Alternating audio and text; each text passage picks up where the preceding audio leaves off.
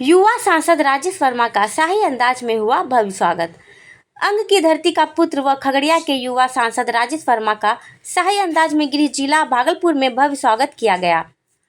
उनके भागलपुर पहुंचते ही प्रधानमंत्री नरेंद्र मोदी, चिराग पासवान और राजेश वर्मा जिंदाबाद के नारे लगने लगे। उन्होंने आम निर्वाचन 2024 के चुनाव में खगड़िया से भारी बहुमत से विजय हासिल की। एक तरफ जहां 32 वर्ष से राजेश वर्मा का राजनीतिक परिप्रेक्ष्य में दूर दूर तक कोई बैकग्राउंड नहीं है, फिर भी उन्होंने अपने बलबूते सबसे पहले वार्ड परिषद का चुनाव जीतकर उपमेयर बने। फिर लोक जनशक्ति पार्टी रामविलास की पार्टी के राष्ट्र अध्यक्ष चिराग पासवान ने उस पर भरोसा जताया और खगड़िया से सांसद की सीट पर लड़ने का मौका दिया और इस पर राजेश वर्मा खड़े उतरे। खगड़िया का सांसद बनने के बाद राजेश वर्मा पहली बार अपने अंग क्षेत्र के रेशमी शहर भागलपुर पहुंचे तो मानो उनके चाहने वालों का जन सैलाब उमड़ पड़ा। उनसे मिलने, उनके साथ सेल्फी लेने वालों की लंबी कतारें लग गई। उनका काफिला भागलपुर 0 माइल तिलका मांझी कचहरी चौक होते हुए उनके आवास खरमंचक पहुंचा। आइए देखते हैं कैसा रहा खगड़िया के युवा सांसद राजेश वर्मा के पहली बार भागलपुर पहुंचते ही शाही अंदाज में भव्य स्वागत का नजारा।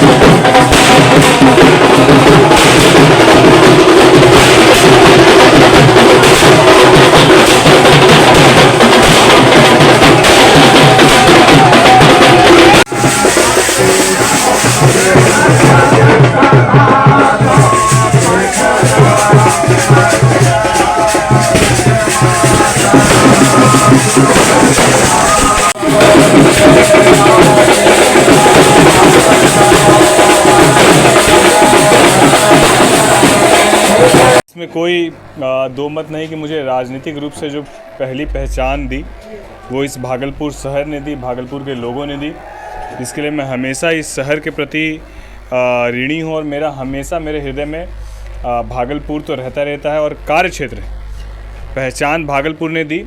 और अब कर्म भूमि जो है खगड़िया के लोगों ने मुझे कर्म भूमि के लिए खगड़िया का सांसद के रूप में मेरा चयन किया। मैं इसके लिए खगड़िया के भी तमाम नौजवान साथियों को, अभिभावकों को, माताओं को, बहनों को, एनडीए के तमाम हमारे कार्यकर्ताओं को और पदाधिकारियों का धन्यवाद देता हूं, जिन्होंने इस भीषण गर्मी में जिस तरीके से पूरे चुनाव में न दिन देखी न रात देखा और उन तमाम लोगों के परिश्रम का नतीजा रहा कि खगड़िया से मैं 1,61,000 की मार्जिन से चुनाव जीत कर आया। मैं इसके लिए सबका धन्यवाद देता हूं और जिस तरीके से भागलपुर के लोगों ने आज सम्मान, प्यार और आभार किया है, मैं उन सब का दिल के गहराई से धन्यवाद व्यक्त करता हूं और आप सबको ये विश्वास दिलाता हूं कि जहां भी भागलपुर के लिए भी मेरी आवाज़ मुझे उठानी होगी, बेहिचक मैं भागलपुर के लिए भी अपनी आवाज़ को बुलंद करूंगा। और मुझे पता है कि भागलपुर की भी प्राथमिकताएं क्या हैं, उस पर हम लोग सब मिलकर, यह सुखद है कि यहाँ से भी एनडीए के हमारे सांसद बड़े भाई अजय मंडल जी जीत कर गए हैं, तो बिल्कुल अब भागलपुर से एक नहीं 2-2 सांसद भागलपुर को लोगों को मिला है। तो बेहिचक हमारे बड़े भाई सांसद अजय मंडल जी भी अपनी आवाज़ को बुलंद करेंगे और जहां मेरी ज़रूरत होगी मैं भी उनके साथ आवाज़ से आवाज़ मिलाकर भागलपुर की, खगड़िया की सेवा तो करूंगा ही, साथ जहां भी भागलपुर के लिए आवाज़ उठानी होगी हम लोग भागलपुर के लिए भी आवाज़ उठाएंगे।